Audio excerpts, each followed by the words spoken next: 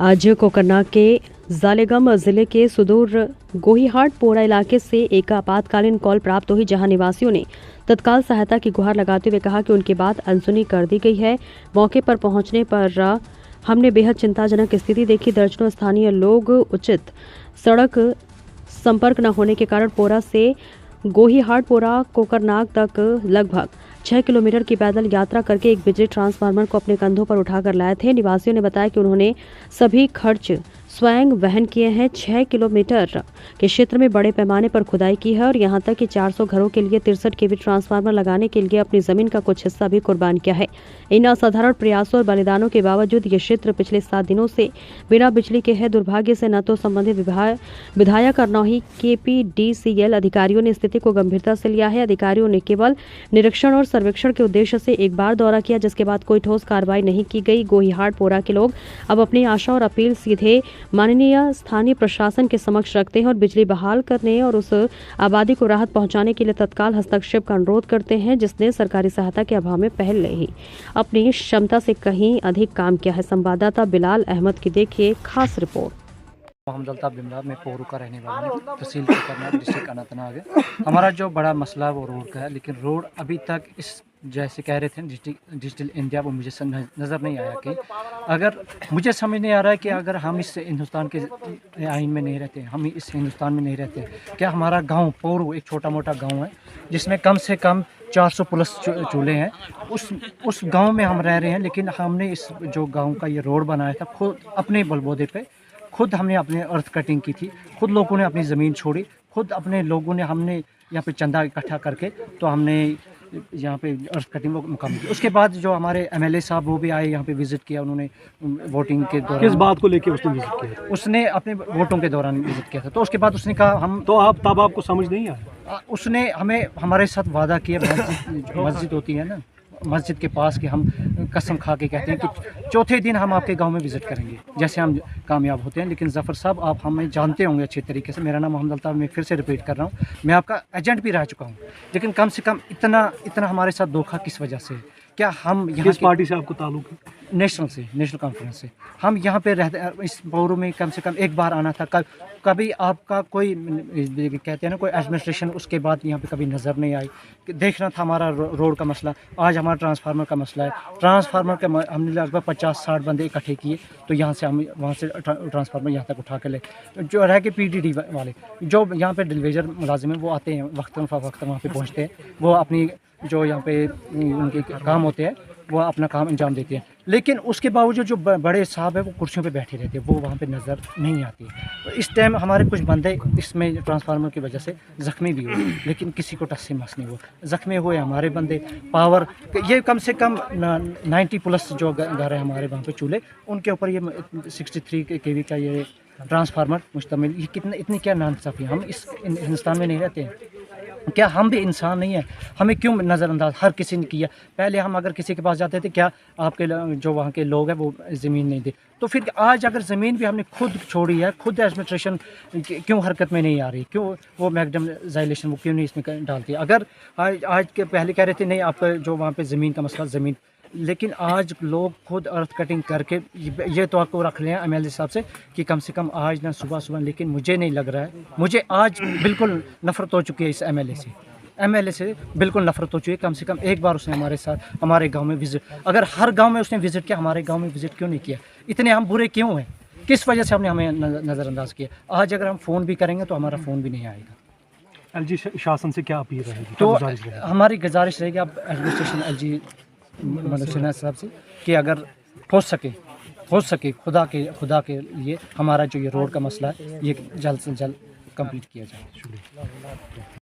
ये पोरू अस्तान महला से ताल्लुक़ रखता हूँ। ये जो ट्रांसफार्मर इस टाइम हम लाए हैं पोरू से, ये अस्तान महला का ट्रांसफार्मर है। वहाँ मेरा मुतमना यही गुजारिश है, जो हमारे PDD के D साहब है,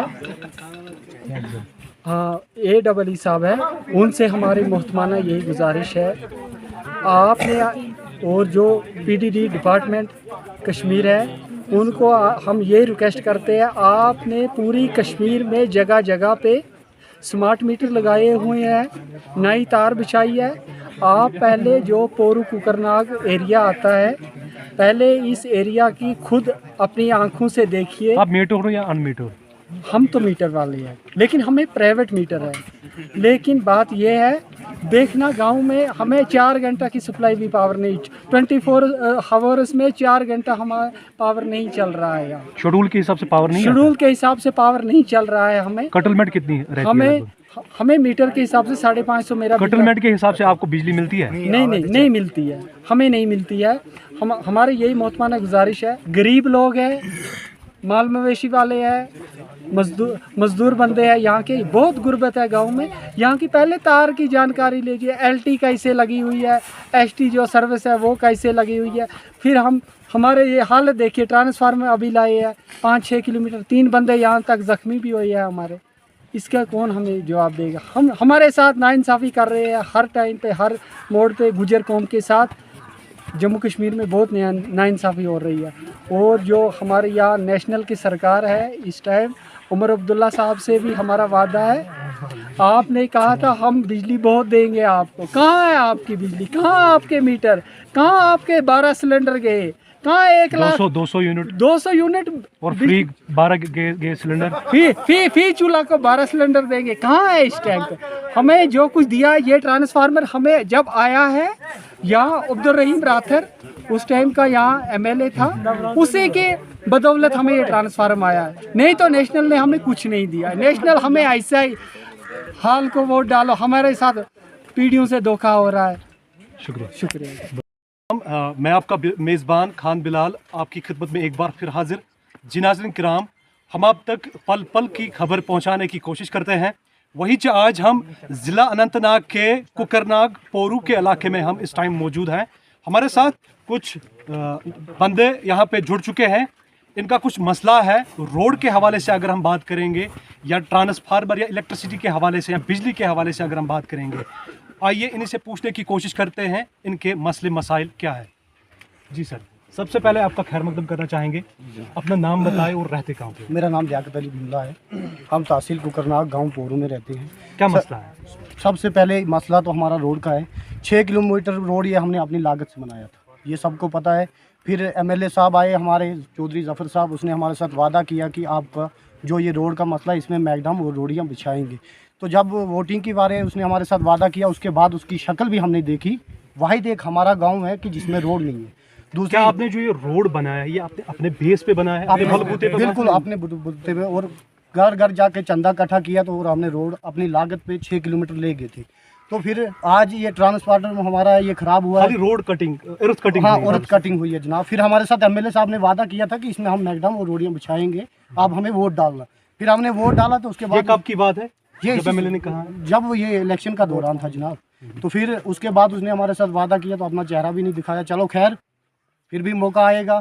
तो आप देखो हमारे ट्रांसफार्मर का मतलब ये ख़राब हुआ है। 10 दिन वोट आपने उसी को डाले थे? बिल्कुल, MC 10 दिन से हमारा ट्रांसफार्मर ख़राब है। PDD डिपार्टमेंट की तरफ से कोई भी कार्रवाई नहीं हुई है।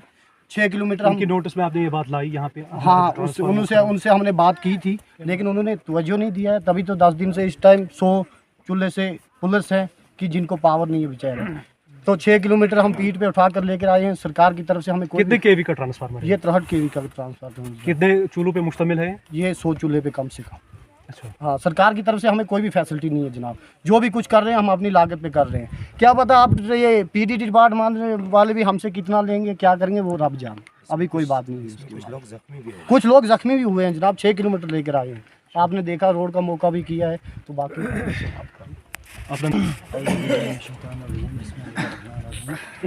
मेरा नाम अब्दुल मैं पोरू कुकरनाग में रहता हूँ। हमारा जो मसला है, जो मसला है वो ट्रांसफार्मर। अगर ट्रांसफार्मर का मसला हम ये इतनी सख्ती न करनी पड़ती अगर हमारे MLA साहब ने हमें रोड दिया होता। MLA साहब ने जब वोट मांगने आया था हमारे पास, जब हमारे साथ वोट मांगने के लिए आया था, उसने बोला हमारे साथ वादा किया था। सब जो वादे से वो खोखले निकले कि उसने वादा किया था हम इंशाल्लाह जीतने के बाद 10 दिन के बाद आपके पास आएंगे इंशाल्लाह। आपकी जो भी सहूलियत होगी पूरा गांव का विजिट करेंगे, जो भी इसमें मसला होगा सब इंशाल्लाह आपका सुनने मसला में हल आया करेंगे। है कि जो ये औरत कटिंग है वो अपने बलबूते औरत अपने कट- बलबूते पे आपने किया है। उसके बाद आप ये भी सुनने में आया है कि उसके बाद आपने जब कंसर्न जो आपका एमएलए साहब है उन तक ये बात जब पहुंचाई कि हमारा रोड का मसला है, इसको आप हमने अपने बलबूते पे इसको हमने अर्थ कटिंग की है, तो हमारा अब जो मसला है इसको मैग्डामाइज करना है। तो सुनने में ये भी आया है कि उसने आश्वासन दिया था कि मैं इसको मैग्डामाइज करके दूंगा। देख सर, उसने हमारे साथ वादा किया था। उधर तो हमने पूरा गांव जमा किया हुआ था जब एमएलए जफर खटाना साहब जब वहाँ पे आए था मस्जिद के पास, उसने हमारे साथ वादा किया था इंशाल्लाह आपने जो अर्थ कटिंग की है इंशाल्लाह आपको हम इसको रोड़ी और मैगडम वगैरह करके देंगे इंशाल्लाह कुछ टाइम के बाद सर इंशाल्लाह। फिर उसके बाद वो कभी हमें नज़र ही नहीं आया कि उसने असेंबली में कभी बैंक भी के नाम ही नहीं कभी भी उठाया, कोकरनाग कॉन्स्टिट्यूशन पे कभी नाम नहीं उठाया। मेरा एक गांव ऐसा है जहाँ पे रोड का मसला है, कम हुआ 400 चूल्हा यहाँ पे कम से कम पूरा जब गाँव- आपने किया था इसकी रोड कटिंग तब तो यहाँ पे कुछ पॉलिटिशियंस आए थे, या अगर हम बात करेंगे डिपार्टमेंट के हवाले से तो उस टाइम तो उसकी धूमधाम से इनाग्रेशन हुई थी। ये सब हमारे पास एमपी साहब आया था ना, वो उसने भी हमारे साथ एमपी आया था, उसने हमारे साथ वादा किया था। कौन है? गुलाम अली खटाना साहब, उसके साथ रोशन चौधरी साहब भी आए थे, उसने हमारे साथ वादा किया था इंशाल्लाह आपका ये रोड का मसला है इंशाल्लाह हम हल करेंगे। किसी ने भी नहीं किया हमारे साथ सब ने खोखला वादा किया, किसी ने हमारे साथ इंसाफ नहीं किया। सेंटर की या स्टेट की अगर हम बात करेंगे, सेंटर में जो हुकूमत है वो भारतीय जनता पार्टी की है, या अगर स्टेट लेवल के हवाले से अगर हम बात करेंगे तो वहाँ पे एनसी की सरकार है, तो क्या तवक्को रखते हो? तो हम कुछ भी नहीं रखते, क्यों हम उस साल में जी रहे हैं जहाँ तो अगर हमारी कोई माँ बहन कोई प्रेग्नेंट है वो को रास्ते में दम तोड़ बैठे। कितने चूल्हे हो आपको? कम से कम 400 चूल्हे हैं, 400 चूल्हे से अबो है, 400 चूल्हे से अबो है। यहाँ गुहाड़ से लेके पोरू तक कितने किलोमीटर से लगभग? कम से कम 6 किलोमीटर है, 6 किलोमीटर है गुजरात से पोरू। जब इसकी अर्थ कटिंग हुई थी कितना आपको बजट? कम से कम हमें कोई 50 के आगे ऊपर किसी ने आपको उस टाइम किसी ने 1 रुपया नहीं। यहाँ पे गरीब लोग बसते हैं, उधर को मुलाजमत ज्यादा नहीं। सुनने में ये भी आया है कि जो जमीन गई है वो मिल्कियत भी काफी सारी मिल्कियत तो बहुत मिल्कियत है उसमें तो लगभग 40% तो लगभग मिल्कियत है, उसमें तो 60% होगी जंगलात, ज़्यादा तो उसमें ये भी है 40% है। मगर किसी ने कोई मुआवजा नहीं दिया, कुछ भी नहीं। अपने हिसाब से कि लोग गरीब थे, लोगों ने अपने माल और मवेशी बेचकर, जो अभी भी उनको कर्जा है, 50 लाख रुपया खर्चा आया इस रोड पे, किसी ने हमारे लास्ट में क्या अपील रही? बस लास्ट में यही गुजारिश है एमएलए साहब से कम अपना थोड़ा हमें मुंह दिखाए। जिस मुंह से आपने हमें बोला था इंशाल्लाह, जिस मुंह से आपने बोला था इंशाल्लाह हम आपके भाई हैं, इंशाल्लाह हम आपके पास आएंगे इंशाल्लाह जीतने के बाद, उसने हमारे को अपना मुंह भी नहीं दिखाया, फिर फ़ोन भी नहीं उठा रहा है। ना अभी आपने जब ऑफ द रिकॉर्ड, जब ऑफ द कैमरा हमने जहांगीर अहमद रैना जी से हमने जब बात की है, वॉइस ब्लॉक प्रेसिडेंट है वो हल्के के, तो उसने यही कहा है कि मैंने ऑलरेडी जो कंसर्न आपका पीडीडी इंस्पेक्टर है उससे हमने बात की थी आज से 2 दिन पहले या 4 दिन पहले, तो उसने मुझे आश्वासन दिया था और जियो टैग भी उसने मुझे भेजा था। तो कहाँ तक है देख सर, जियोटेक का जो मामला है, जियोटेक फोटो मैं भी आपको भेज सकता हूँ, किसी को भी जियोटेक कोई भी उठा सकता है। उसका जो लोकल बंदा है, जो डिलीवर बेचारे हैं, वो वहाँ पे आए थे, उन्होंने उसको जियोटेक फोटो उठाया, फेंका होगा, व्हाट्सअप किया, उसी ने वही उसको भेज दिया होगा। लास्ट में क्या वो तो वहाँ पे नहीं आया।